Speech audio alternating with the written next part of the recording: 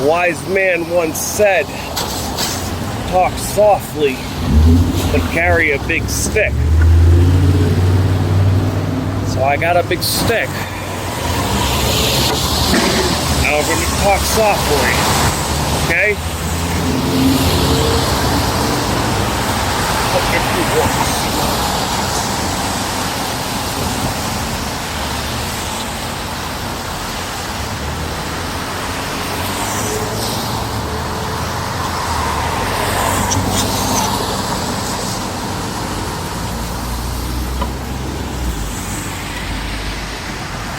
And so, yesterday you may have noticed in part one of my testimony that I was a little intoxicated. This morning I am not. Needed a little, well, I didn't need, I wanted a little liquid courage to, say some stuff I didn't really want to say, but could potentially be beneficial to a lot of people. And so I'm going to just continue my story.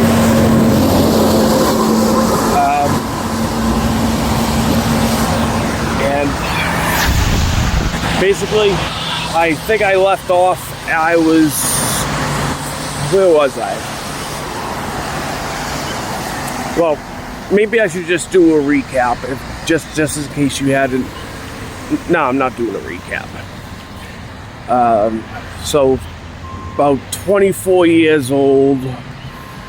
What were they doing? What were they doing when I was in my 20s? Spent a lot of my 20s in jail. Yeah. Remember that. Doing stupid things.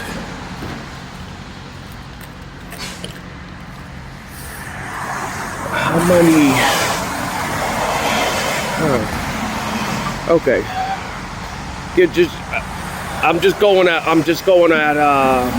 freestyling here. So, if you don't like my delivery, whatever, I'm just trying to no masks, like exposure. That's what it's really all about. Authenticity. Being authentic. Because if you're not authentic, then you can't walk in truth. And God is truth. So, you gotta be real.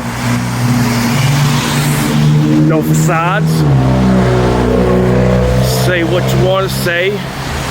Let the words come out. Something, I think of a song or something. Anyway, so yeah. Going forward, what did I do? Wow, I'm drawing a blank. Well, basically, I was up in Maine with my brother. I went up to Maine. Somehow I remember where we're at. I got it now. When I was in Nashua, when I was released from Nashua, not released from Nashua. I lived in Nashua, New Hampshire. After being released from jail with a buddy of mine, my friend Bob, who I had mentioned earlier in the video, helped me to get a place to live. And pay the rent for me, and but I was living in New Hampshire because I was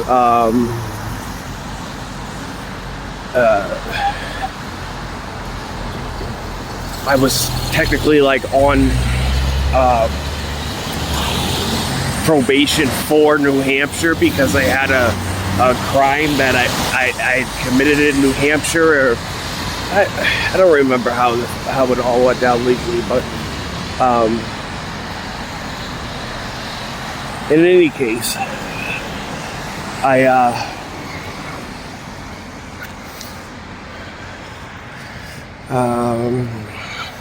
lost my train of thought there.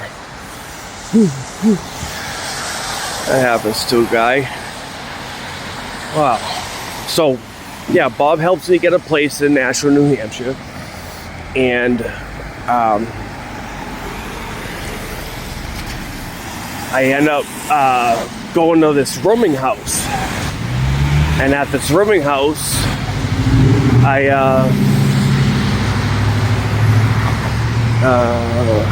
just stay there for like a couple weeks or so, but not long. And I ended up finding an apartment on Craigslist or something, you know, and a guy looking for a roommate, Tommy, and Tommy took me in. He was a good dude, like a really, really good friend to me. Tommy took me in, but I was, you know, kind of messed up at that point in my life, getting into DXM, which makes you very spacey, because spacey was kind of where I wanted to be, but in any case, you know, that actually became an addiction, because I only really liked the person I was when I was on DXM. I didn't like the other person, and so I had like these split personalities. Like, this one person was this way, one person was this way, and that's how it goes. But when I take the DXM, it's like stepping into alter ego, kind of. I think that yeah, kind of like stepping into an alter ego, and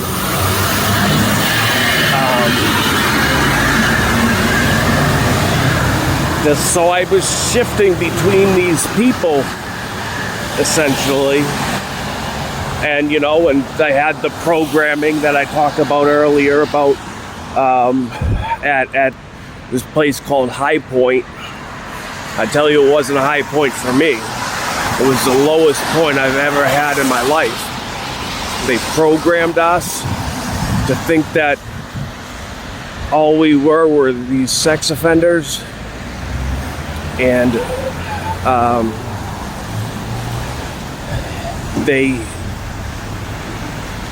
there were some sex offenders there, you know, or sexually active kids, but I mean, was I like 14 or something at that point in my life, or yeah, probably like 12 to 14. I think I was there. So ages 12 to 14 is pretty much when I was there. And so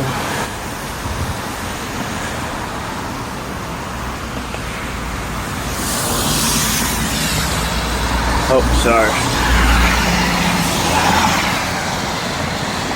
I'm gonna have to wait a minute because listen to some.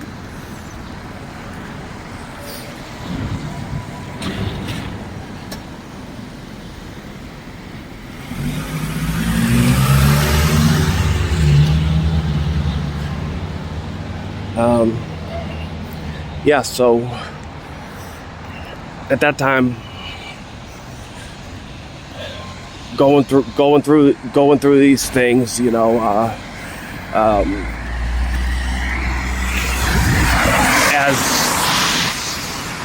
as a kid,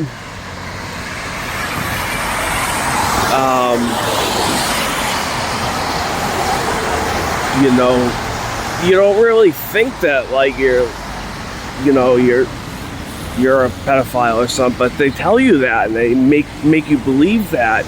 And then they made me write all these letters to my family and stuff, telling them that I did this, that, and the other thing. And I think it was like a breeding program for pedophiles. I think they were actually trying to like make people become sex offenders by instilling in them how sex offendery they are. You know, it was a shame model. That was the way they, you know, kind of ran the place, because, you know, you're the lowest of the low when you're a pedophile. I mean, really, right? So, in any case,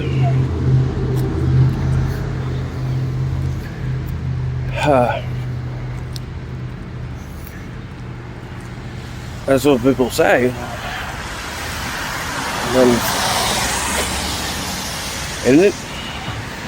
So basically, they you know, I already talked about it. I got to the point where I, you know, hung myself and someone cut me down. So I already kind of covered that a little bit. And yeah, so that was how I ended up getting out of the program at that place. But people ask me a lot of the time, like, where did like things go wrong in your life? Like that, I think that was probably like the worst thing. But I ended up having this social worker, Lisa, who came, who was so wonderful. And Lisa was like a guardian angel. And of course, the staff at the sex offender program decide that Lisa is just too pretty or something. She's too provocative, and so she needs a supervisor to be there or something, whatever. And they put a lot of pressure on her because she was trying to stick up for me, and you know, and I had already said I did all these things that I didn't even do, because they you know, they made you write out like almost like writing fantasies, you know. But yeah, so that's how they did that. And you know, and then they kind of send that off to, I don't know, wherever that goes. Oh no, I remember where it goes. They made me send it to my family members. Yeah, that's what happened. It made me send it to my sister, Cassie. And you know, she still, well, I don't, not to this day, but because me and Cassie have a really good relationship right now. But we went through a lot of struggles together. We'll just put it that way. And so I kind of lost where I was going with this.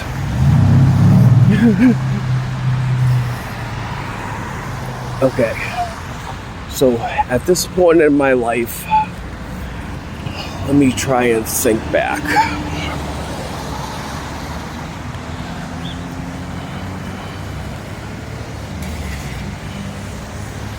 Maybe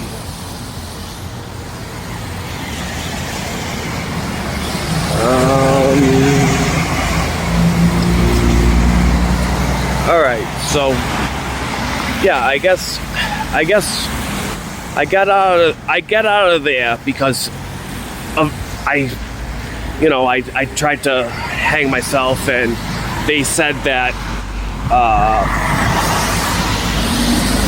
if I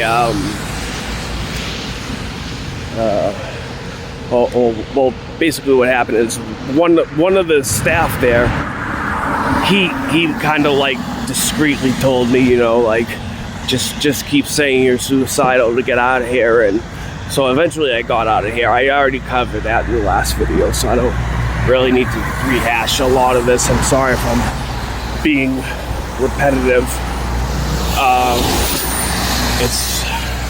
I just don't think about my past at all. Like, I don't really care about it.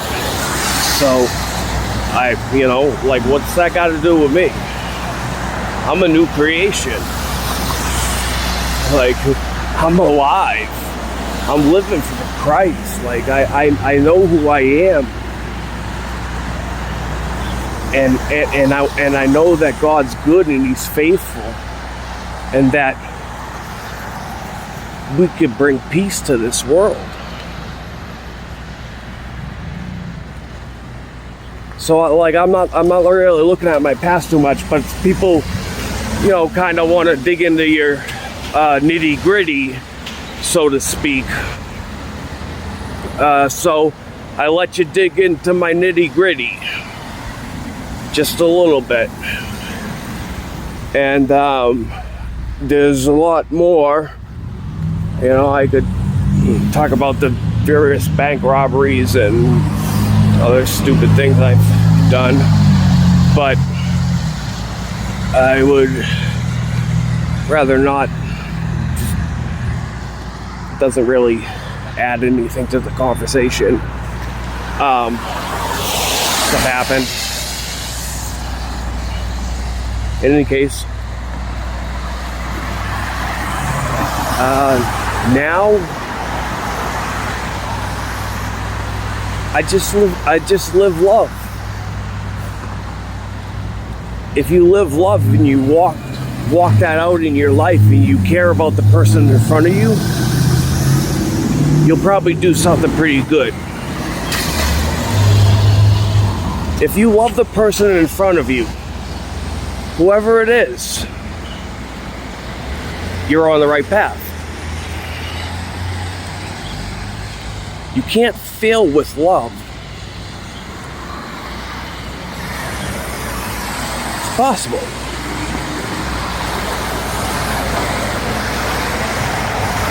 There can be peace.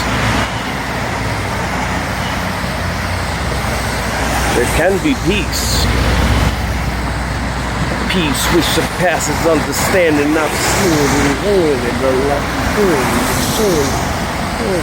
ooh, that's kind of cool with the tree there. Look at him with the tree. I thought that was kind of cool. Anyways, me looking at myself. Who's this guy think he is? He's just sitting over there, just looking at himself, talking like he's an everyday type of person. Like, who would have thunk it? Like, this guy? No way. But yeah, I knew all along who I was, but I'm not gonna say right now. But I'll tell y'all later. And if you've made it this far, thank you. Please subscribe and like this video.